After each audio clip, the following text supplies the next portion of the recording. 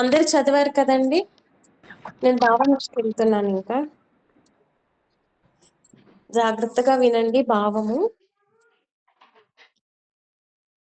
శివుడు శక్తితో కలిసినప్పుడు మాత్రమే శక్తిని పొందిన వాడై ఈ సృష్టి స్థితి లయ చేయగలిగిన వాడై ఉంటున్నాడనమాట.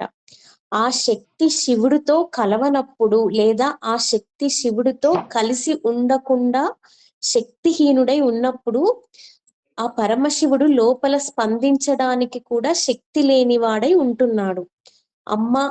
అమ్మ అంతటి పరమోత్కృష్టమైన నీ స్వరూపానికి ఒక్కసారి నమస్కరించాలన్నా, నీ గురించి చెప్పాలన్నా, గతంలో చేసుకున్న పుణ్యం లేకపోతే ఎలా చెప్పగలను తల్లి? ఎలా నమస్కరిస్తాడు తల్లి? అది బ్రహ్మ విష్ణు రుద్రులే కావచ్చు. గతంలో చేసుకున్న పుణ్యం లేకపోతే వారు నీకెలా నమస్కరిస్తారమ్మా అని అంటున్నారనమాట ఈ ఫస్ట్ శ్లోకంలో.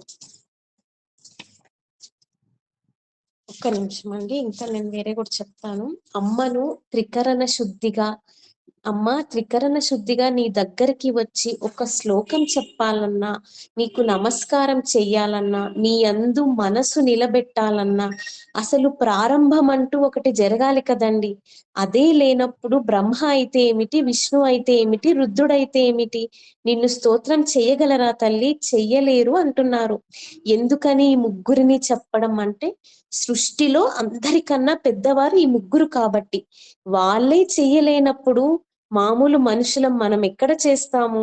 కాబట్టి ప్రయత్నపూర్వకంగా మనుష్య జన్మలోనికి వచ్చాము కనుక అమ్మవారి పాదాల యందు భక్తి అలవాటు చేసుకొని, కారుణ్యమూర్తి కనుక ఆ తల్లి పాదాలను పట్టి నమస్కరించినట్లయితే ఇప్పటి వరకు మనము ఏ అజ్ఞానంలో తిరుగుతున్నావో ఎవరికి వాళ్ళండి, ఏ అజ్ఞానంలో ఇప్పటికి తిరుగుతున్నావో ఆ అజ్ఞానాన్ని తీసేసి అయ్యవారిలోకి కలుపగలిగిన సమర్థురాలు అమ్మ అని మనకు చెప్పడం కోసమని శివశక్తులలో శివనామాన్ని ముందు పెట్టి అమ్మవారి పాతివ్రత్యాన్ని ఆవిష్కరించి అమ్మవారిని శక్తి స్వరూపంగా చెప్పి నిర్గుణ బ్రహ్మం ఏ విధంగా జగత్తుగా పరిణమిస్తుందో ఆ రహస్య స్థానాన్ని చెప్పి ఈ సృష్టి రహస్యాన్ని ఆవిష్కరిస్తూ స్పందితుమపి అనే మాట చెప్పడం చేత ఆ శక్తి ఎప్పుడు లోపల ఉంటుంది తప్ప బయట ఉండేది కాదు, ఎప్పుడు వారిద్దరు కలిసే ఉంటారనే రహస్యాన్ని